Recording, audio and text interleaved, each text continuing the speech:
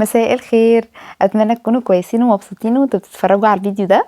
هنعمل مع بعض النهارده مسخن الدجاج الفلسطيني بطريقه سهله جدا، ويعني هعتبرها اقتصاديه شويه اكتر من الطريقه الاصليه. وهنعمل معاها كمان الخبز اللي بيكون تحتها، وجبه كامله متكامله. بس لو حابين تعملوا معاها شويه رز مفيش اي مشكله. يلا بينا نبدا بالطريقه. فرخه قطعتها 4/4 طبعا بعد ما غسلتها كويس جدا، ومعاها كيلو بصل وزيت زيتون وسماق. ده اساس الوصفه. اساس الوصفه زيت زيتون كتير قوي وسماق كتير قوي، بس انا بصراحه قللت كميه زيت الزيتون شويه لانه كان هيبقى تقيل جدا وبصراحه غالي جدا برضو.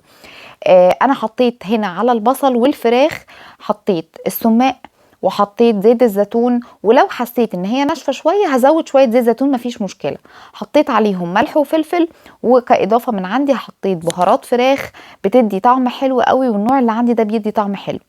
زيت الزيتون لازم يكون بكر واصلي ومعصور على البارد، ولازم يكون السماق اصلي. ازاي نعرف انها اصلي؟ ما نشتريش سماق سايب، ما نشتريش سماق بيلمع، نشتري سماق يكون معروف وجودته كويسه.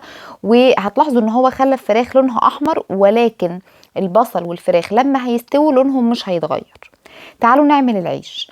العيش ده اشبه شويه بالعيش الشامي. هي الوصفه الاصليه بتتعمل بخبز اسمه التنوره او الطابون، بس طبعا ده مش متوفر عندنا، ولكن هنعمل اقرب حاجه ليها. نص كيلو دقيق، عليه رشه ملح، ربع معلقه او نص معلقه صغيره بيكنج باودر، ونص معلقه كبيره خميره. وكاضافه حطيت معلقتين لبن بودره. انتوا عارفين ان انا بحب احطها في العجينه لانها بتعتبر محسن يعني. وهعجن بميه دافيه حسب احتياج الدقيق شويه شويه. نص كيلو الدقيق عندي خد حوالي كوبايه ونص ل2 كوبايه الا ربع ميه دافيه. قلبت الاول بالاتاتشمنت اللي هو الكف كده في العجان، طبعا تقدروا تعملوها على ايديكم. بعد كده هغير للسلاح بتاع الخفق ده او العجن، وهفضل اعجن 10 دقايق متواصلين. بعد ما العجينه تتعجن كويس قوي، العجينه دي بتاعت العيش بتكون عجينه رخوه، عجينه لينه شويه ملزقه شويه. هنزل بربع كوبايه زيت زيتون.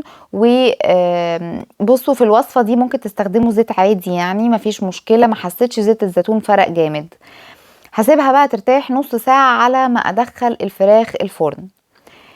هجيب بقى الفراخ بتاعتي وهطلعها من البصل، وهرصها في البايركس او في اي صينيه، واغطيها بفويل وادخلها على فرن درجه حرارته 200. قعدت معايا انا ساعه. ده هيعتمد على حجم الفراخ. الفراخ بتاعتي كانت كبيره شويه. في طاسه بقى على النار حطيت شويه زيت زيتون لاني حسيت انه كان قليل قوي، وحطيت البصل. وانا كزياده برضو من عندي حطيت معلقه كبيره دبس رمان. هي مش زياده قوي من عندي لان انا شفت وصفات كتير بيعملوا فيها بيحطوا دبس رمان وبيحطوا توابل اكتر من كده كتير، بس انا حبيت اجيب لكم البيزك. وانتوا بقى عايزين تضيفوا اي توابل تانية ضيفوا طبعا مفيش مشكله.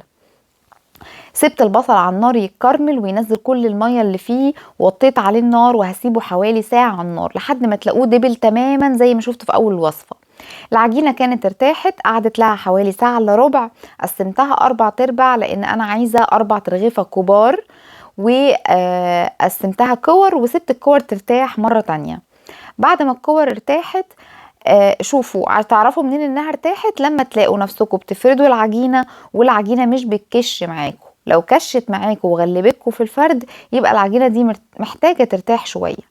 بعد ما هفرد كل رغيف هسيبه يرتاح على جنب. على ما بخلص ال4 ترغيفة 5 دقايق كده ولا حاجة، على ما اغسل ايدي والم الدنيا بتكون العجينة ارتاحت. اول عجينه احنا عارفين اول رغيف بيتعمل بيكون هو رغيف الاختبار، يعني بنختبر فيه الدنيا. طلع معايا اول رغيف طلع معايا تخين شويه، فرققت العجينه اللي بعد كده.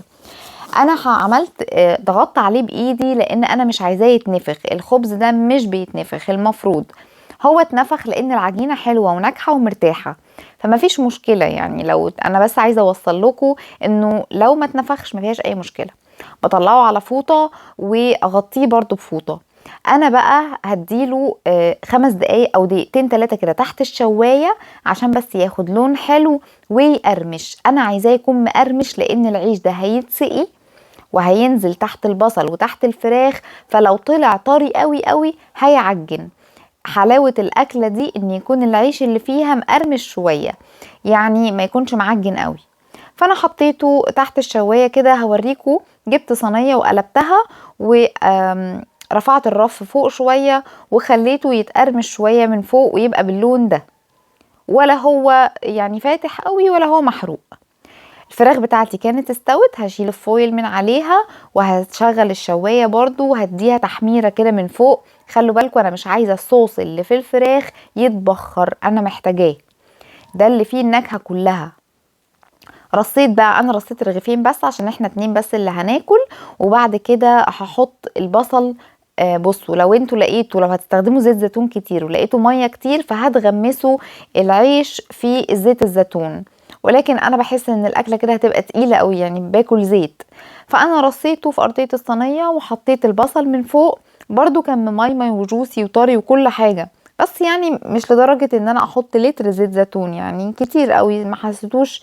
حسيت الاكله كده حلوه برضو. رصيت الفراخ وهنزل بقى بالصوص اللي طلع من الفراخ، وده اللي كان يعني اداني طعم دسم وغني، ونزل بهريز الفراخ كده زي ما بيقولوا كلها في الاكله. عايزين ترش رشه مكسرات او صنوبر على الوش مفيش اي مشكله. هي كده بالنسبه لي كانت وجبه متكامله.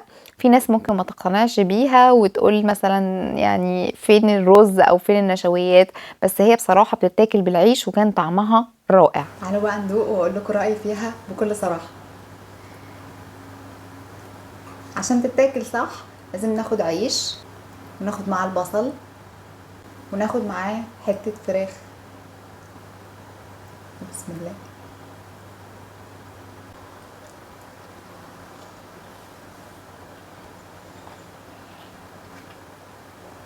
تجنن، تحفه.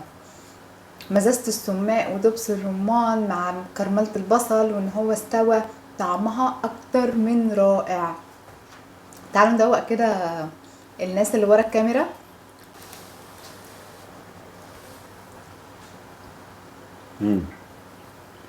بيرفكت، حلو قوي. طعمها حلو قوي، حتى العيش طعمه حلو، الفراخ مستويه جدا جدا، طعمها حلو جدا. بصوا يعني الدبوس انهار من الفخده. اتمنى ان انتوا تجربوا الوصفه دي وتقولوا رايكم فيها ايه. انا هقفل بسرعه بقى عشان الحق اكل، لان الصراحه طعمها رائع. بألف هنا وشفا لكل اللي هيجربها. لو الفيديو عجبكم نعمل لايك، ومنساش نعمل شير ونشترك في القناه، واشوفكم الفيديو الجاي بوصفه جديده.